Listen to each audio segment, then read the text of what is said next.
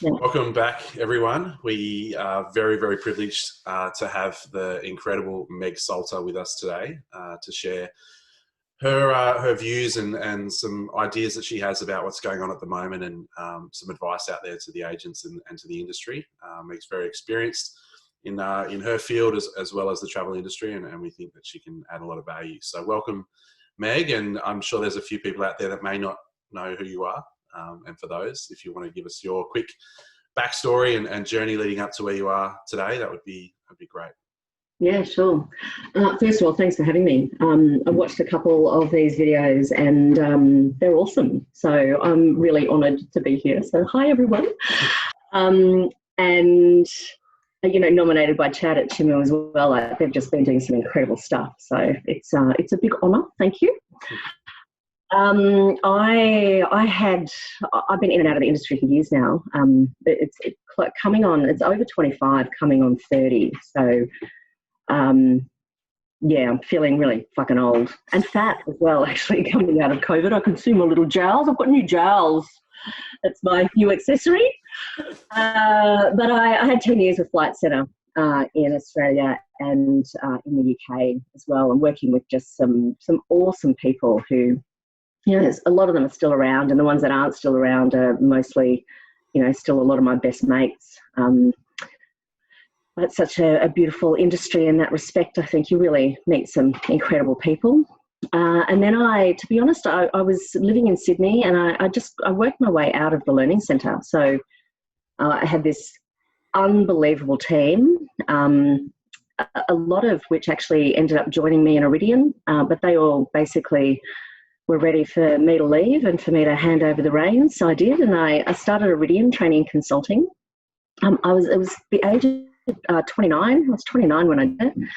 And I look back now and, like, starting a business, I'm doing another relaunch at the moment as well. And it's bloody scary. Like, I look back, I wonder how I did that at 29. And I realised that I was just arrogant and naive, you know. But I started up Auridian, and it's been running really, really well. We do professional development. We started out just doing sales and service, but now it's really professional development, a lot of leadership, a little bit of personal development, lots and lots of coaching. And we're kind of lucky. Like, I think I'm really lucky, because when I'm dealing with people in the travel industry, I've got that lovely experience where I have been an agent, you know, like, I know how dementing it is when you're trying to close the doors and people are like, oh my God, you're still open. You know, I just want to go around the world first class and do 15 tours, and can you quote me in 5 minutes? And you're like, no, fuck, dinner's on the table. So no, but yes, because I need the money. So, you know, I've kind of been afforded that beautiful perspective. And then, of course, I was working a long time in the learning centre, and then in Auridian as well with travel agents. And I got that lovely sense of sort of coaching people and how to be better, and really getting to understand the trends and patterns and commonalities between what everyone is going through, even though it does feel like it can be quite a lonely space. And then we've sort of moved into a whole host of other industries as well.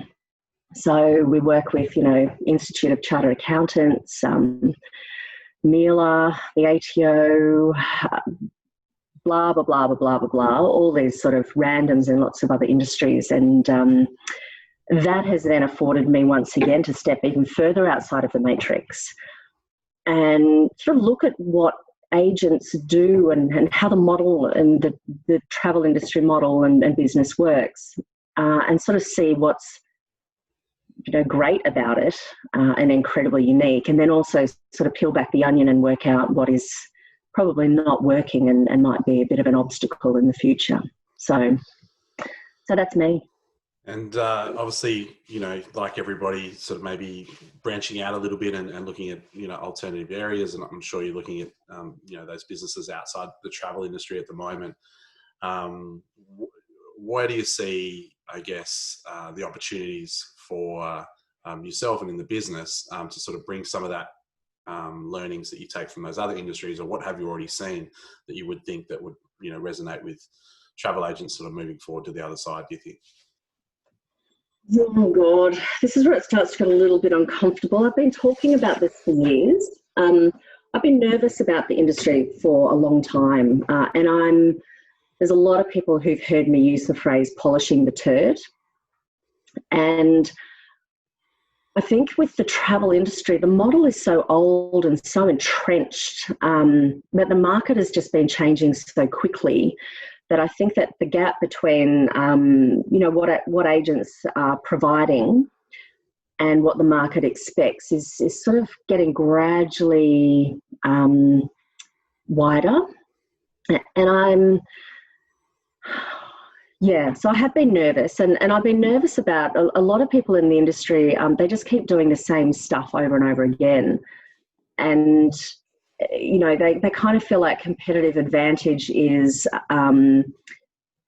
doing the same stuff better than other people are doing the same stuff.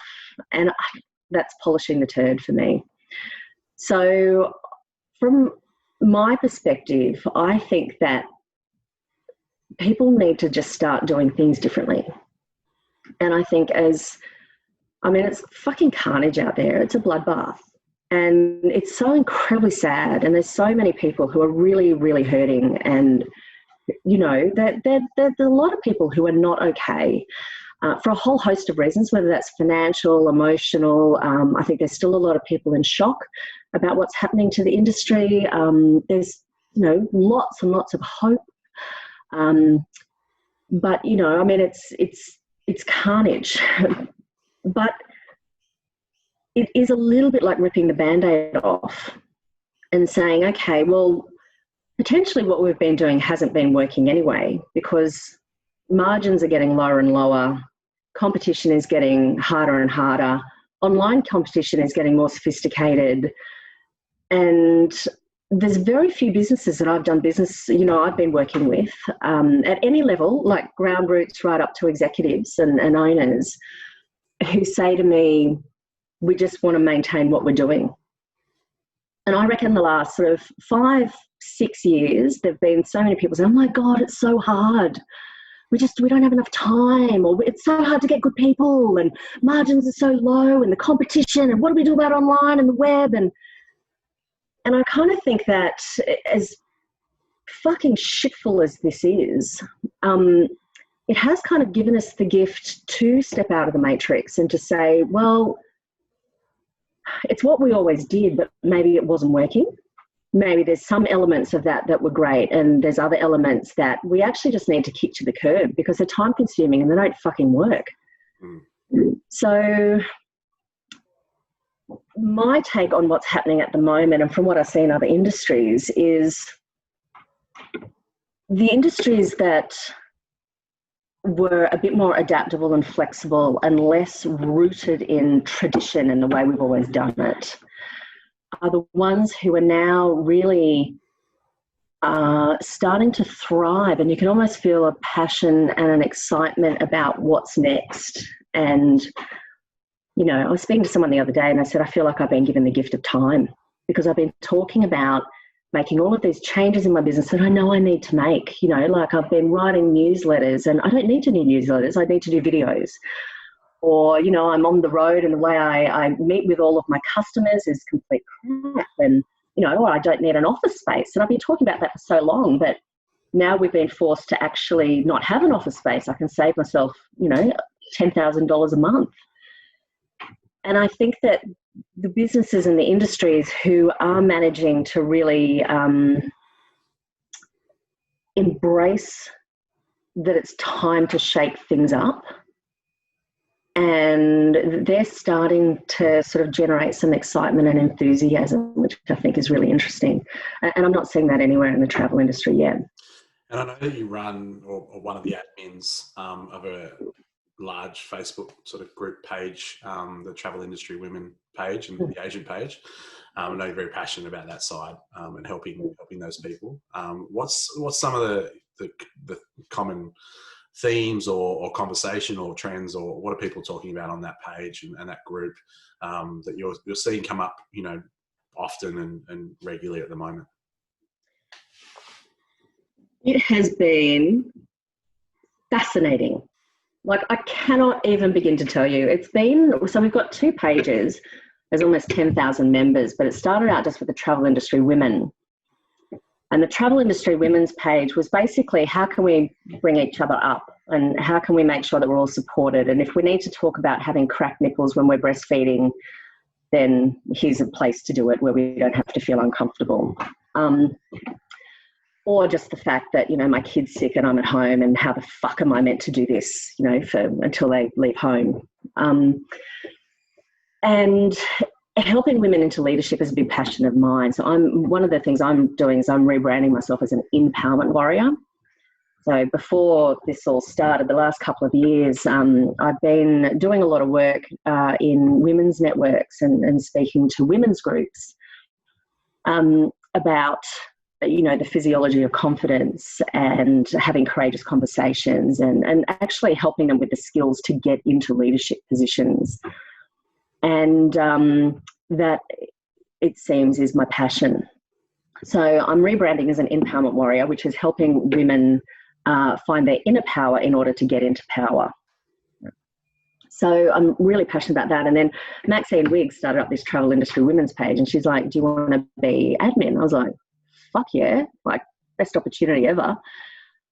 And so we sort of started doing that. And then a lot of the agents started saying, oh, does anyone know anywhere good in Fiji and blah, blah, blah. And we were like, no, we don't want that information on this page. This is not about, information sharing. So we started up a sister page, Travel Industry Women Agents, where agents and BDMs or, any product guys could go on and actually answer the women's questions. And it's kind of a lot of work, and it's as an industry, it's very siloed, and there's so much competition. Like, I really find that people, as you would know, are quite nervous about, well, if I say this to them, is that like, is that competitive, like, dysfunction, or like how can I be a person in this industry, and how can I actually be authentic and do any opportunity when they're the competition and they're the competition. And I've always found it ridiculous that Auridian's biggest competition in the travel industry in Australia has been Cornerstone, and the Cornerstone chicks are awesome. Like, they're the best chicks ever in the world. We shouldn't be competition. Like, the fact that you can use, like, I quite often, mention that people should just go with Cornerstone. Like, they offer, and they do different stuff to us, but like, they're awesome. But there's always been this sort of competition, and we did see a lot of that on the page as well. They are coming on later in the week, just so you know. Oh, I love them. Okay, that's good. Yeah. Well, I don't need to nominate them then. Yeah. But, we've sort of always seen that, with those, well, you're from Flight Centre, or, well, oh, that's just because you're, from wherever, Hello World, and this has been historic as well. It's always gone back when there was Harvey Worlds and Jet Sets and Travel Worlds and all the rest of it. And what we saw is the coronavirus took hold, and women started flocking to this page like it was ridiculous. And membership sort of went through the roof, but everyone was helping everyone. And there'd be people, like a home user posting from, I Travel, saying, I've got this client stuck somewhere, or does anyone know what's happening with this contract, or what's the go with the credits? Has anyone tried to use them yet? Or, really random things. And actually some quite sort of detailed things as well, like actual really specific questions. And everyone started helping everyone.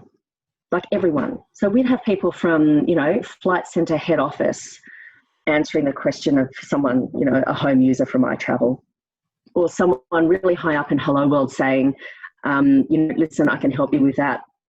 I don't really care where you work, but, just here's my number, or I've PM'd you, or whatever. It was just absolutely incredible. And all the barriers broke down like that. And I love that about the industry. And that has actually been my, if there's a positive to come out of this coronavirus, I think that from an agent's perspective, there's always been this, without an agent, you're on your own. But the agents never get together. They'll get together and get shit-faced and sleep with each other, but they never get together and say, you know, well, what are you up to? Tell me what you're doing, you know, and how come, you know, I keep getting your quotes, or by the way, I think your markups are too high. You know, there's never any sharing. It's always so siloed and like, you know, there's 5 different armies trying to compete for market share. It just seems ridiculous. And I think just on that, what I've noticed was sort of in line with that concept of, you know, if you're on a train and you see someone in a similar uniform, you know, there's a little wink or there's a nod or there's an acknowledgement. Or if you drive a similar car to somebody, you're driving down the road or you're in a car park and you see someone with the same car as you give them a little wave or a little wink. Or if you're overseas and you hear an Aussie accent, you know, you're like, oh, where are you from? And I'm from here, you know, and you have this common connection, and we're all looking for it regularly. Yes. You know, and we find our tribes, and, you know, whether that's, you know, who you work for, or the industry you're in, or the state or the country, or whatever. You know, I see other bald blokes with beards and go, you know, how you going? You know, it's stupid, but you know, it's just a thing that people are just looking for connection. And I think, as you said, from a silver lining perspective, you know, one thing that this thing, you know, COVID-19 or this whole challenging period for the industry will be that we'll all be at that stage. You know, we're all together. Yeah, anyone from travel, you'll be able to give a nod and a wink, because you're like, you were there, weren't you?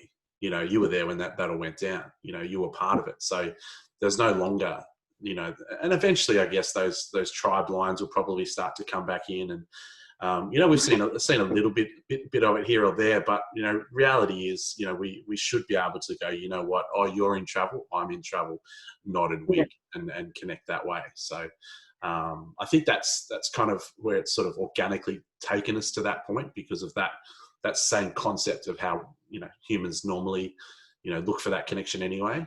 Now it's just a bigger tribe, or a bigger family, I guess. It really is. And someone made the comment actually recently, which was this, you know, the travel industry women's pages have just been amazing for me through this period, because it feels like I'm working in an office with 10,000 other travel agents. And that's exactly what happens. You put a question up there and it's answered. And, you know, from an admin perspective, there's a little bit of stuff that goes on behind the scenes, but for that many people, the support has been ridiculous. Everyone truly cares about each other in this industry. And I think that is probably the biggest, I mean, you know, I'd like to say a positive, but I think that has definitely been probably the biggest learning, is that we do need to band together. You know, it's always been airlines and wholesalers and how much commission do you get, and, you know, negotiations behind the scenes. And like, we just want to organise fantastic holidays for people. And I think now we've really, you know, we've been talking for years and years in Auridian courses, you know, you've got to find your wine. People come up with all this wanky bullshit, but, you know, intrinsically, we've all found our why. You know, when I go and do work with, you know, I mean, I think the way coronavirus has probably affected me professionally is I've had to go and find a lot more work sort of with the government, and, you know, I'm writing tenders and all that sort of stuff now. And I've been able to pivot and I'm fine. Fuck, it's boring. They're not my people. Travel are my people. Whenever I walk into any room of travel agents or anyone in the industry, you can be yourself. And I think that there's something there that has intrinsically brought everyone together. And I really love that connection. And the thing that gives me hope as well is that if that connection is maintained, when we do get to the other side of this, I think the industry will be better. And I think the industry will be a lot better for it as well. Yeah. So it's going to be a lot of pain, I think, until then. But intrinsically, we've found our why, and it's common. Everyone has the same why. It is, and as you said, you walk in any room in the industry, and you can be yourself, and you seem to just figure out that you can just kind of get on with everybody, or you go on a trip or an educational, and everyone becomes best friends really quickly. I've been doing lots of these, Zoom casts or interviews with people that I've never met before. And we catch up for 10 minutes or so before we hit the record button, and we're best friends after 10 minutes. It's like, yeah, we'll catch up on the side, we'll have a beer, and the way I look at that is because, from I guess an example of you don't get tall because you play basketball. You play basketball because you're tall. It's easier, it helps. So, you don't become, you don't create this personality after you decide to go and work in travel. You go and work in travel because, we're all very similar in our personalities. We all love a chat. We all love the sound of our own voice. We're all very open, and you know what I mean? And if you don't, then maybe you join the industry and then you leave after 6 months because you're like, who are all these fucking crazy people around me? So anyone who's been in the industry for a long period of time, or a longish period of time, I find that we're just similar, spirits or personalities that and that's why you get on with everybody. And that's why we really love it, because really, the industry is about connecting with people and putting them on holidays and getting them to experience what we love to experience ourselves. But really, we all stay in the industry because of this, connection with people that are like-minded. We may be one or two people in our friendship group that are similar, and we have to try to convince them all about what we do and travel and why we do it. But then once we get in a room full of all of us, we're like, right, it's on. We're all the same. I'm home. I'm home. Yeah. And I know you said, there's going to be some pain, and I don't think anybody is unaware of that, or they're going through it right now. And there's everyone's trying to get crystal balls out and have a bit of a prediction of how things are going to go or end up. Borders will open, and we're all working towards something that could possibly happen, in probably 6 different ways it's all going to happen. But I'm sure you've had your own time to think about this, or have your own thoughts, or maybe just hearing some of those comments and the trending stuff that's on the travel industry group, women's group, that will give you a bit of an idea of how you see this panning out. And we might put a little asterisk in here, just to say, look, this is just opinions, and this is just what could possibly happen, and it's just your honest truth, and that's what we want to hear. And I really want to hear what you think, we're moving towards. Okay. I think and I've always said this, I think if you've got a niche of a niche, you'll be fine. I think if you are able to market, I think social media, and just people who are really clever with their thinking and who are big thinkers will be okay if they can sort of implement some of their big ideas. I think there's going to be a lot of agencies and agents who look at their P&L at the end of the financial year and have to make a decision either way. I think when JobKeeper stops, it'll be carnage. And I think that there'll be a lot of people and businesses who have to make a decision again either way. I think Christmas is going to be another time when people go, I'm in for the long haul, or fuck, this is all too hard. And I don't think the borders will open by then. I mean, just looking at what's happening in America at the moment, and oh my God, Brazil, and it's taking off in Africa, and I know, it's just like the flu and all the rest of it, but herd mentality and that sort of stuff isn't going to work with this thing. And I think until it either goes away or we've got a vaccine, then we can, or herd immunity, then the borders will probably safely open. And I think from an economic perspective, we can't afford to have to go into lockdown again, and be homeschooling and all that sort of stuff from a productivity perspective. So I think governments all around the world are going to be very, very conservative about when borders open. So in terms of agent or anyone in the travel industry, I mean, the question is really how long can you survive with no income? And that's it, unfortunately. And I know there's a lot of people pivoting to domestic, but agents potentially shot themselves in the foot a little bit when they started. There wasn't a lot of margin in domestic, and so people would tend to direct people online. And I do think there's a huge market segment who couldn't get agents to really service their needs for smaller holidays that people will be relying on now. And we've accidentally trained people to be able to self-service. Is the margin really going to increase enough so that we can keep our businesses open just with domestic and trans-Tasman? Well, I actually think we all know the answer to that. So I think there's going to be a lot of people leaving the industry. And I think there's going to be a lot of people leaving the industry and then hoping to come back to it as well, which they will be able to do. And they should probably sort of keep a foot in the door, like keep writing blogs and keep, keep a market if they've got a client base, keep their own market engaged and committed if they do really want to go back. But I don't know what it's going to look like. And I think it's impossible to try to prepare and coach people to prepare for a future that we can't even imagine yet. We've no idea what it's going to be like. We don't know what travel is going to be like. We don't know what's going to happen with the airlines and the wholesalers and there's a lot of questions on the travel industry women's page. I've got clients who want to buy, would you sell? And a whole host of people saying, well, yes, it's awesome. And other people saying, fuck, I wouldn't until the borders open. And, and I think that the fact that we don't know what's going to happen alongside having no income is makes me nervous.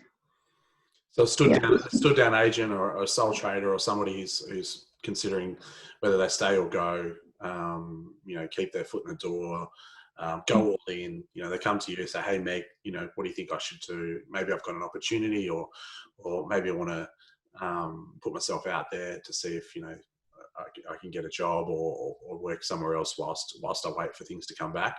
What do you tell them?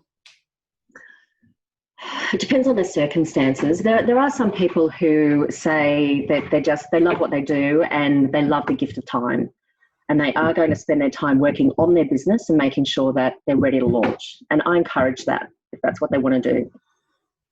If they need the money and they can't survive on no income for however long, then I encourage them to get a job.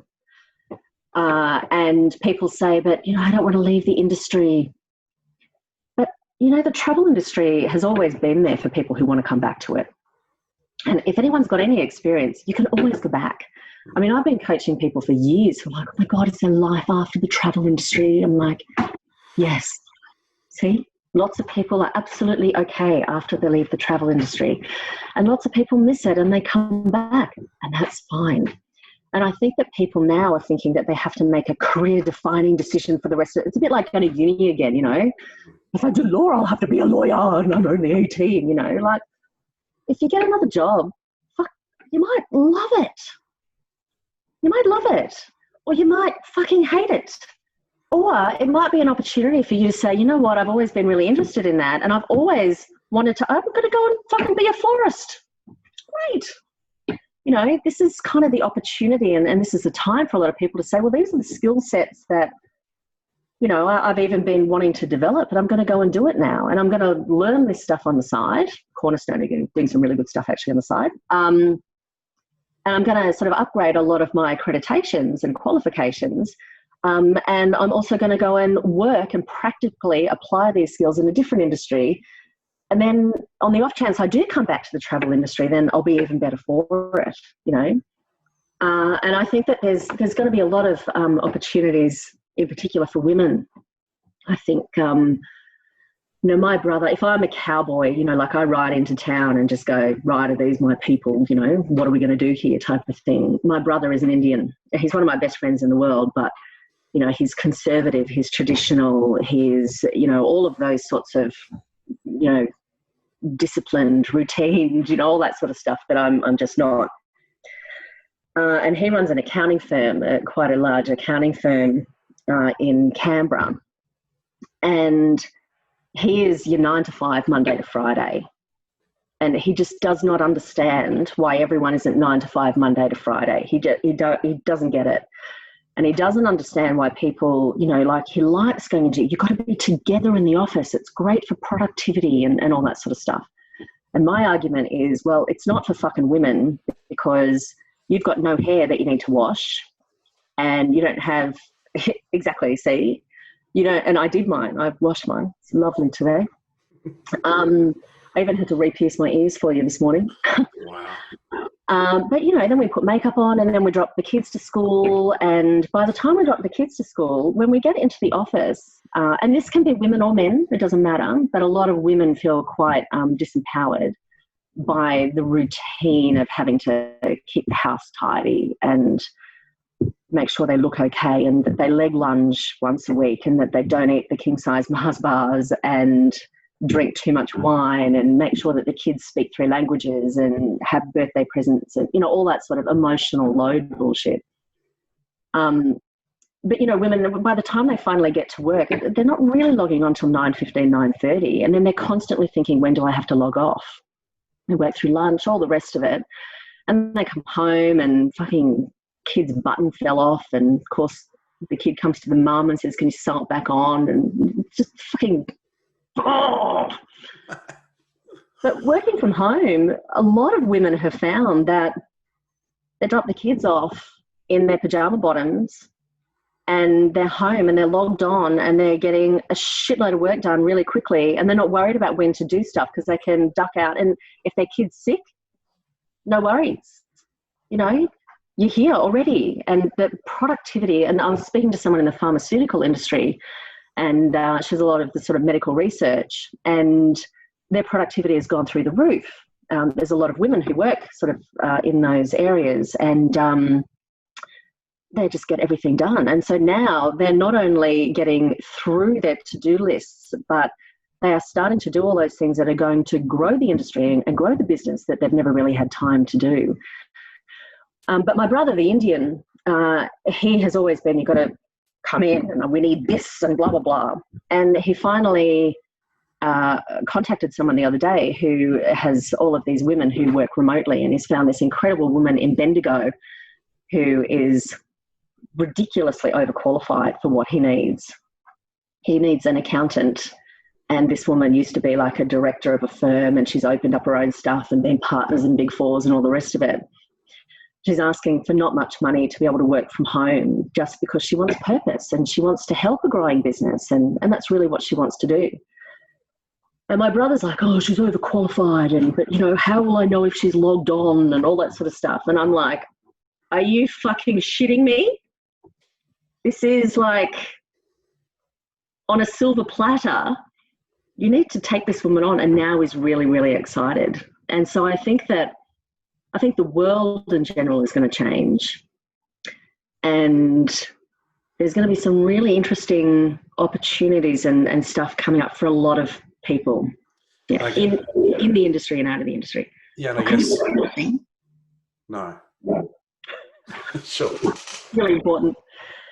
This is fascinating because I'm doing all these resumes for people at the moment, which I'll talk about in a sec, and apologise for. But everyone comes through to me and they're like, oh my God, I've only ever been a travel agent, and how do I say that I'm not just a travel agent in my cover letter, and like I've only ever worked in the industry, and is anyone going to want me?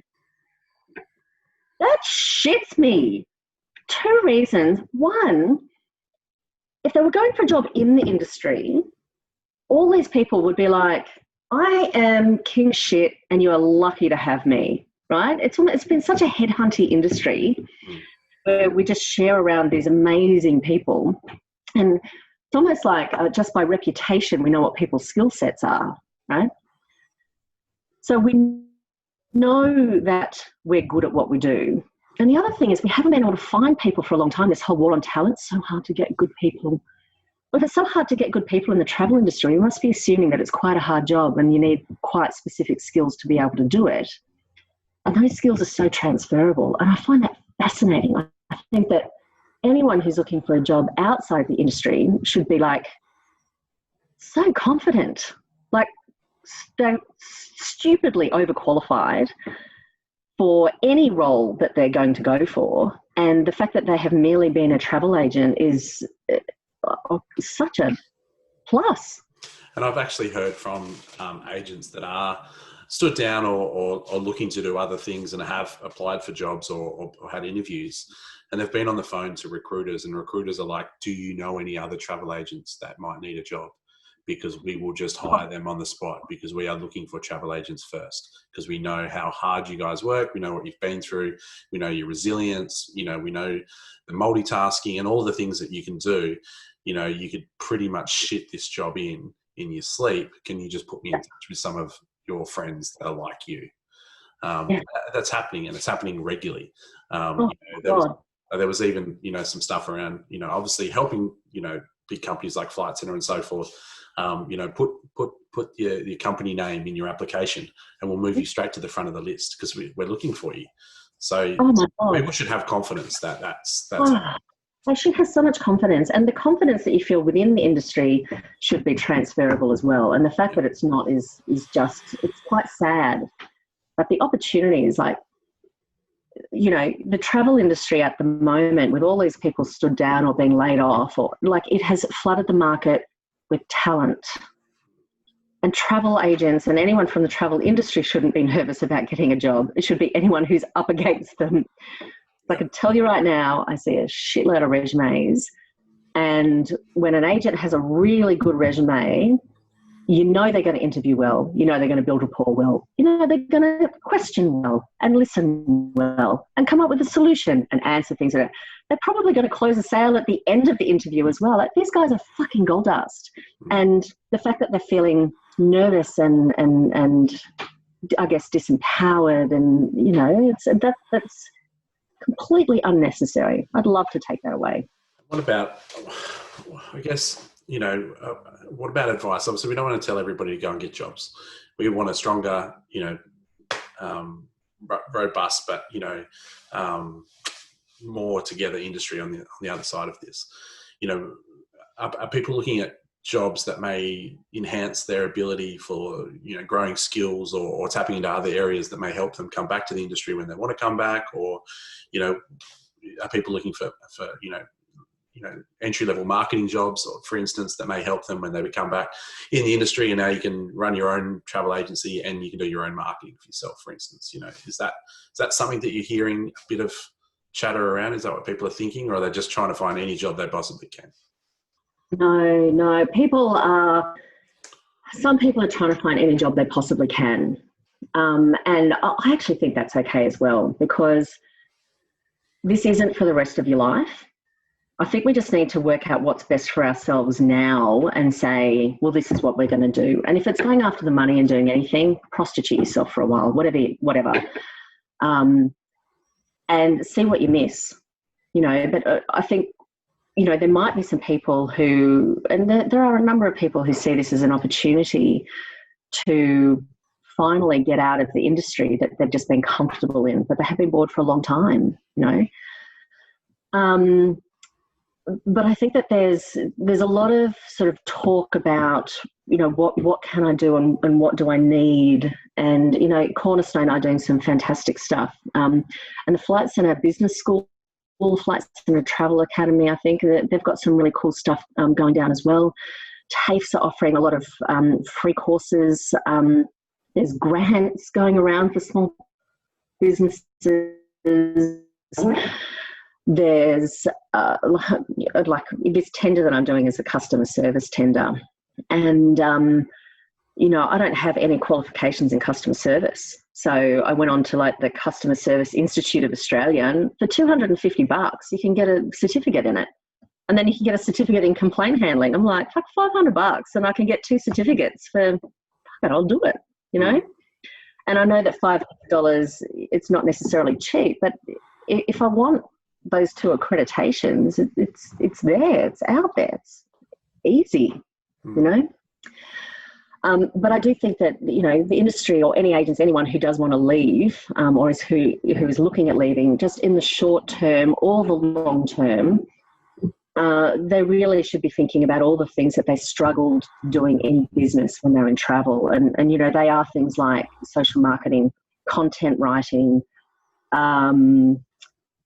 this sort of stuff, communicating effectively over Zoom, by mail. You know, like there's a whole host of things that people can do to upskill that will make their lives easier down the track in whatever role they're in. And you're speaking of upskilling and you know, learning, getting certificates and so forth. And really what all those things are going to do is, you know, and this is my perfect segue for you, is that it's going to add to the resume, which is what we're trying to add to the resume. I do need to, let me just start to get uncomfortable now. So, I offered to do to help some people with resumes, and just on the TIW pages, and I got 50 people get back to me. I do these things on the Travel Industry Women's page, which is incredibly bogan of me, called Getting Swiggy with It, where I drink out of a bottle of wine and get half cut and tell people what I think about different things. And one of them I went through was the resume thing and just having confidence and transferable skills. And I got about 50 emails in the next 2 or 3 days. And it probably takes me, to do a really good resume and cover letter, I can really only get through probably 2 a day. So it's taking a long time. But then a couple of people started getting jobs, and so they put up a couple of posts saying, "Oh my God, I got it done by Meg Salty, you should go to her." And anyway, I'm getting probably between 10 and 20 requests a day. Plus, I'm now, unfortunately, because I cannot keep on top of it, I'm also getting probably 4 or 5 follow-up emails or calls a day as well, saying, "Hi, just wondering if you got my email." I'm like, but I do want to help everyone. And I've got a couple of people I'm pulling in this week actually to help me get through them. And I'm charging $110 for a resume and $40 for a cover letter if people can afford to pay it. And if they can't, I'm never going to follow them up. I know that times are tough, and I do actually want to help everyone. And I can do it as well. I get it. I understand what's going on outside the industry, and I know what people are looking for, and I know how amazing the talent is in the industry. So matching the two, I really quite enjoy. But I'm pulling in a girlfriend of mine, Kate Bartlett, who is very high up in circles in sort of HR and people and culture. She's worked in the travel industry. She's now working in an architectural firm. And Philippa Baker as well, who's a recruiter in the industry. She's offered to help. So if she's watching this, hi Philippa, I'm calling you.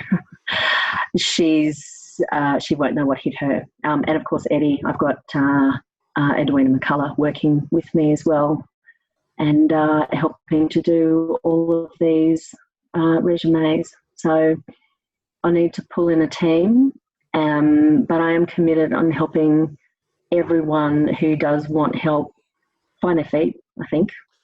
Yeah, and we're also doing some career coaching as well. So just to not necessarily, I mean, you'll probably get some more people wanting help now, but without necessarily doing that, can you give some advice from top 3 tips or something for resumes and for what people, if they are looking to pivot or get something in the meantime to tie them over, how do they approach that from a resume perspective, given that people could be approaching it as an interim job, or, it may not necessarily be I've always wanted to do this, career change cover letter. If people are doing it themselves, what's your advice to them to how to approach this time of looking at, alternative jobs or looking for something to tie them over? Oh my God, don't mention COVID, and don't mention the fact that you've been stood down because of COVID. Like, that just is a massive turn off. It's like, when you're really desperate and you go on a date, same, people can smell it a mile off. So don't mention that. try and keep your resume really short. So 3 pages max, I think. I always say no photos on resumes, but I have seen some come through that have got photos on them that look really, really good. Mike Lyon sent me his resume the other day. It's awesome. Not that he's looking at moving, but I wanted to have a look at it. And there's a couple, you've got to make sure that you've got your LinkedIn profile sorted as well. And you've got to make sure that rather than just saying, you know, I use, like, no one's going to care if you used Galileo or Sabre or, you know, they just want to know that you are quick to pick up new systems, or you can work in a multi-system environment. You work really well under pressure. You're like all of those sorts of skills that, you know, the job that you or the industry or sector you're looking at going into might appreciate. You just need to highlight those in your professional experience rather than listing your professional experience and hope that it fits.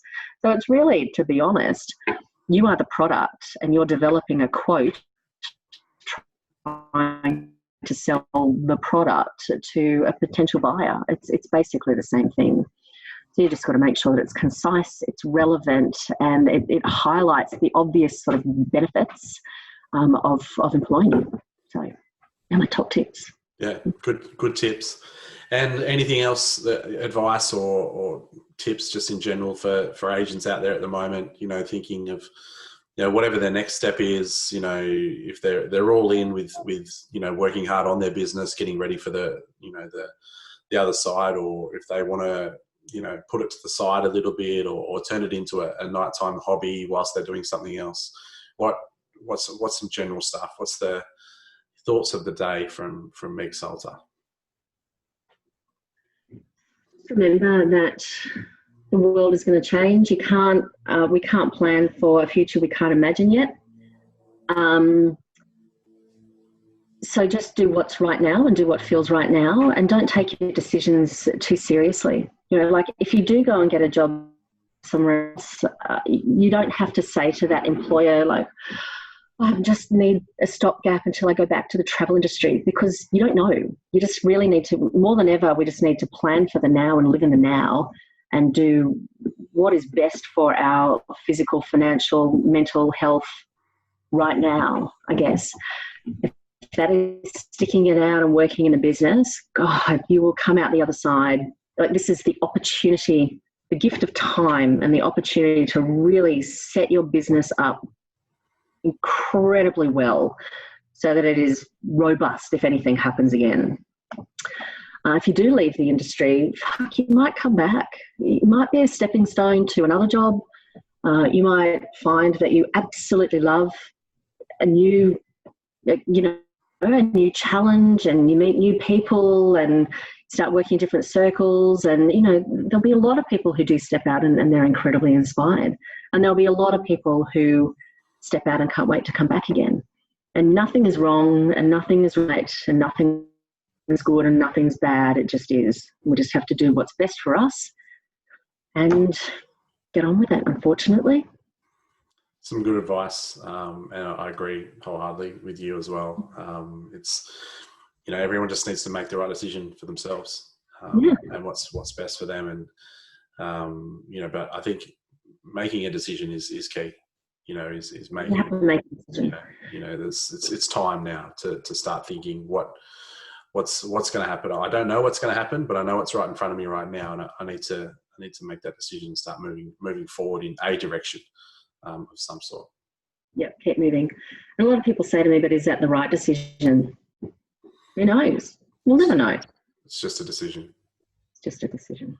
Yeah. It's not a forever decision. It's just a get through 6 months, a year, 2 years, the rest of your life until retirement. Who knows? Just make sure that you are keeping yourself okay. You got to be loyal to yourself and your family at the moment, I think. Not that you don't need to be loyal to your companies, but we just need to make sure that we're not stuck in fear and we're not stuck in confusion. Yeah. And if anybody wants to get in touch or find out more about what you guys do at Auridian, we'll obviously just drop in some links and some LinkedIn connections and those sorts of things into the bio or the post that we put up with this video. Yeah. And is there anyone else that you could think of? I know I stole your thunder with Cornerstone, sorry. Is there anyone else out there that you can think of that, would like to jump on and maybe add some value to the group and share their story as well? Steve Labrowski is a great guy from iTravel. I don't know if he's on this group actually, but I'll try and hook him in if he's not. But he's been looking, I spoke at a conference a couple of years ago, and he's been looking into sort of just a lot of the tech and the modelling for sort of the agencies. And I think that it would be really interesting to delve into his head and see what he knows. The other person she's always behind the scenes and she's going to hate me, but Olivia Mayer from Flight Centre. She was in Ticket Centre for years and years. We worked together in the UK and did a fair bit of travel together, and she's still a bestie. And holy shit, the conversations I have with her are mind-blowingly interesting from the perspective of, consumer confidence, the NDC, what's happening with airlines. She's really, really interesting. Yeah. So that's going to be uncomfortable when she knows that I've mentioned that she should spill the beans on everyone. Great. We'll tag them in and hopefully they can find some time to jump on and share as well. But mate, it's been great to catch up. And, I'm sure lots of value added to the agents out there that are watching, probably some uncomfortable conversations that people might need to have. But, maybe some truths that people needed to hear as well. And, thank you for being honest and giving us your, heartfelt opinion on what's the current situation and what you perceive, it looks like moving forward. And good luck with those 47,000 resumes that you're going to be doing over the next. Sorry to everyone I haven't gotten back to yet. I'm so sorry.